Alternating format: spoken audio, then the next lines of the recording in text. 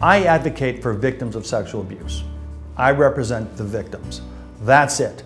My sole responsibility, which I take very seriously and which I feel very strongly about, is to protect that victim, to empower that victim. We don't do any defense work.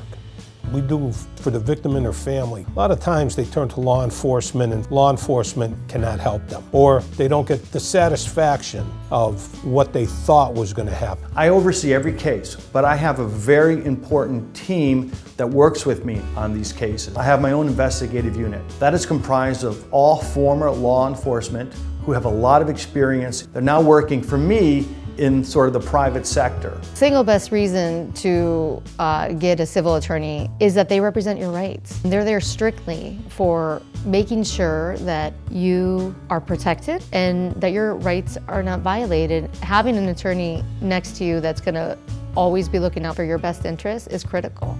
I find that this area of law is rewarding on so many levels.